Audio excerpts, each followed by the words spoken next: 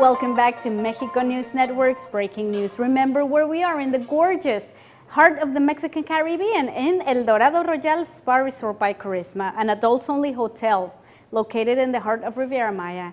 Now, for more information on Mexico, the world of technology, science, and more, don't forget to visit our website on www.mexiconewsnetwork.com, and also stay informed 24/7 by logging on to our social networks on Facebook, Twitter, and Google+.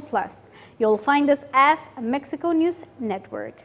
Now let's continue with more information. On the very last day of the London Book Fair, Samuel Fannes, director of Oxford's Bold Lane Library, presented a digital version of the Codex Mendoza to the public. This brand new app allows users to review previously unseen translations of the ancient document in Spanish as well as English. The importance of this app lies in the fact that researchers all around the world now have an easier access to the Codex and to Mexico's incredible past. According to the National Institute of Anthropology and History, ever since the app's original launch in January, it has already registered almost 100,000 users, along with its corresponding website. But you may be wondering what the Codex Mendoza is. A codex is a pictorial and iconic document that pre-Columbian Mesoamerican people used to employ and preserve and pass on knowledge, mainly about taxes, historical facts, and geography. They were commonly made of deer skin or amate, which is a kind of bark paper. However, the Mendoza Codex was made with European paper, and its main objective was to display the wealth of the New World to the Spanish monarchs. Divided into 3 chapters, the Codex Mendoza is a summary of the economic, political, and social panorama of the kingdom of the Tlatoani Moctezuma Xoyotzin, who reigned over Aztec Empire when the Spaniards very first arrived to Mesoamerica. The first part of the book tells in 18 sheets the story of the founding of Tenochtitlan, a chronological list of 9 Aztec emperors, as well as a summary of the towns conquered by the pre-Columbian hegemons. The second part of the Codex is registry of all sorts of the taxes that 38 provinces were required to pay to Aztec authorities. Towns under the Aztec rule paid the Tlatoani with maize, beans, clothes, weapon, animals, quetzal feathers, turquoise stone, and gold. And finally, the third part is a narrative of pre-Columbian societies, which includes information on ritual ceremonies, education, marriage, war, family, and bureaucracy. This entire document was commissioned by Viceroy Antonio de Mendoza and ordered to be sent out to the King of Spain in 1549. However, the Codex would never arrive as the ship was intercepted by French buccaneers. After passing from hand to hand over time, the Codex was finally bought by the Oxford's Bold Lane Library in 1659, where it is still today very well preserved. Now, we cannot speak of Mexican traditions, music, or even food without immediately relating to the typical Mexican hat dance, better known as the Jarabe Tapatío. Often called the national dance of Mexico and recognized globally, the Jarabe Tapatío in fact dates back to the 19th century and has positioned itself worldwide as one of the most emblematic symbols of Mexico and its grand heritage. It is an authentic expression of folkloric and picturesque art, a piece that evokes a sense of national identity and celebrates Mexico's culture at its very highest.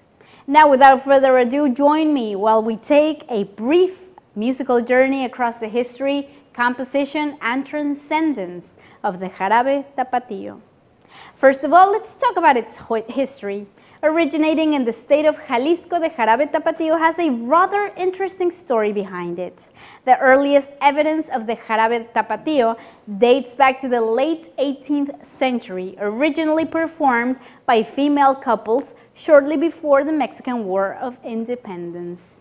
Not very long after, male and female couples began to perform it only to have it banned by colonial and religious authorities for being morally offensive as well as challenging to Spain's ruling, despite its very innocent dance moves.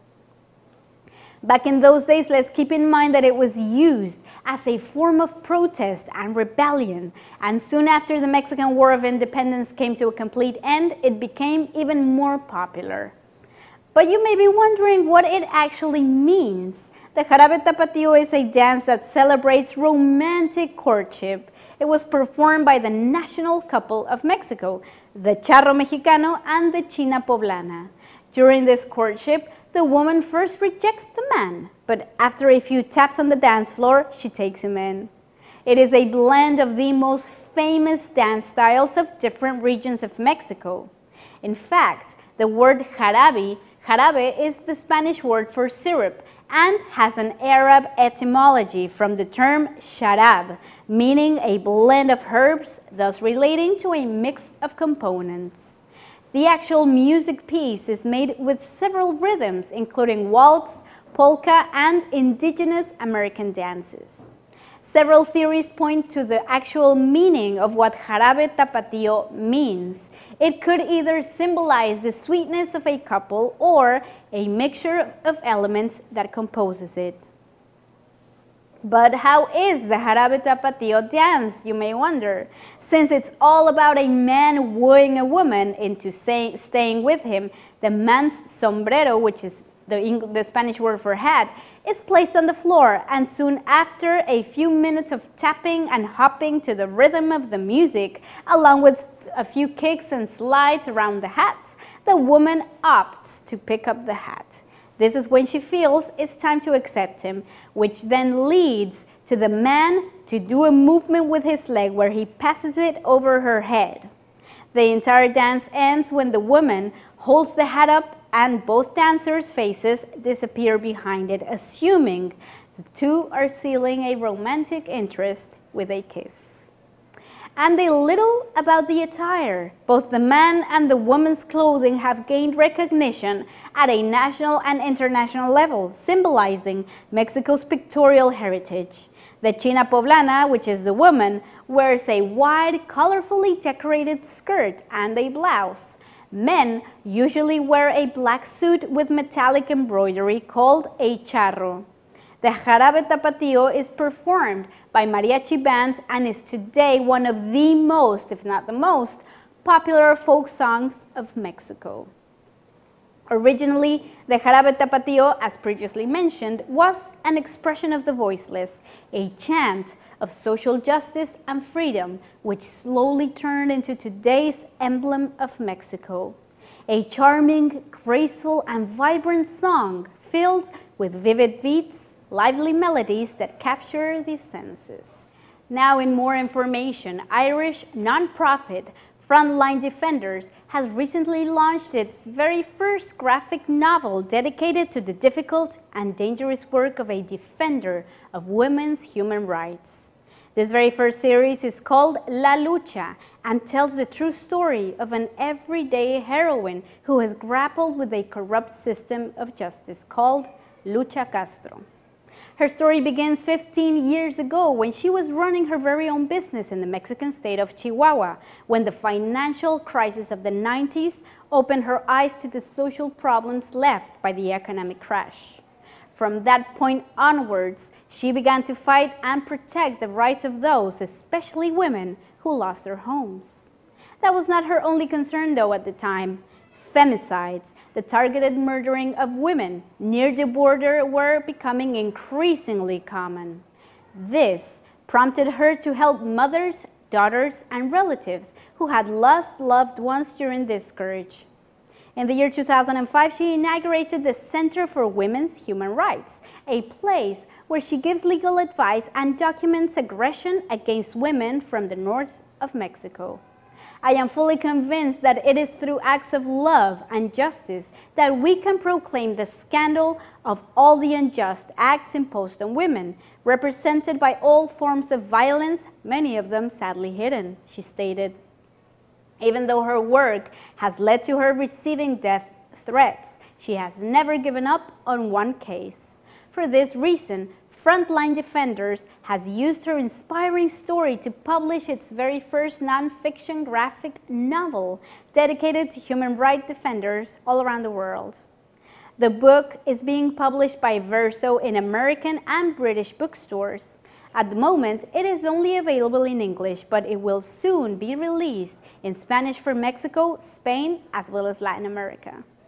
This book gives evidence of the risks and adversities human rights defenders across the world have to face to make the rights of their communities a reality. Adam Shapiro, head of the campaign of Frontline Defenders and co-author of the book, shared with Mexico News Network. It can also be downloaded in digital form from the Frontline Defenders website, www.frontlinedefenders.org/lalucha-donate. The book is available for a small donation to the organization dedicated to aiding human rights activists in dangerous situations all around the globe. Now for our feature story of the day, we have the story of a great man called Alejandro Solalinde Guerra, who was born on March 19, 1945 in Texcoco in the state of Mexico. A Catholic priest who has been fighting for the rights of the immigrants for over the past 8 years. He is currently the coordinator of the South Pacific Human Mobility Ministry of the Mexican Bishopric and director of Hermanos en el Camino, roughly Brothers on the Road in English, a shelter that provides Central American immigrants with humanitarian aid and education. For over 30 years, Solalinde worked as chief of parish in several churches around Mexico after being ordained as presbyter by the Bishop of Toluca, Arturo Vélez. In the year 2006, he founded Hermanos en el Camino in Ixtepec City, Oaxaca. The shelter has been taking care of thousands of migrants, mostly from Central American countries, offering them a safe place to stay, food, medical and psychological care, as well as legal aid. The city of Ixtepec has 24,000 inhabitants and stands between the Pacific Ocean and the Gulf of Mexico, with migrants coming in from the south. The majority of the migrants arrive by stowing away on top of freight trains coming from the neighboring state of Chiapas. Father Solalinde has a bachelor's degree in history and psychology from the Autonomous University of Mexico, as well as a master's degree in systemic family therapy. He has been awarded with many distinctions throughout time. In the year 2011, he was awarded with the Emilio Krieger Medal, a title granted by the National Association of Democratic Lawyers, as well as the Peace and Democracy Human Rights Award, the Page Lergo Prize for Democracy and Human Rights, as well as the Lionheart acknowledgement from the University of Guadalajara Federation of University Students. In May 2012, Father Solalinde had to leave Mexico due to a series of threats which were targeting his humanitarian work. However, after 2 months of exile, he came back to Oaxaca and demanded that politicians make amends for the errors and abuses committed during their respective incumbencies. Father Solalinde stated that the greatest challenge that he must overcome is the intimidation, the harassment, and the constant lack of respect from people who do not want his work of helping others to succeed. Many local authorities, gangs, and drug traffickers would love to free themselves from the defenders of human rights. An excellent and moving story, don't you think? This was all for today. Thank you so much for joining us. Remember, we are shooting and broadcasting from the beautiful El Dorado Royal Spa Resort by Charisma in the heart of Riviera Maya. This was Mexico News Network's Breaking News with your host, Elisa Carballo. We'll see you next time. Audio Jungle.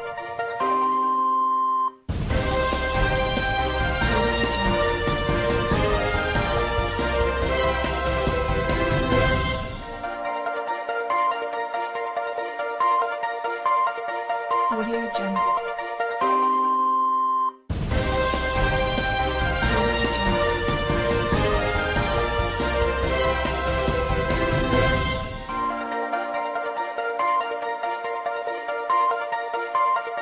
Audio Jungle.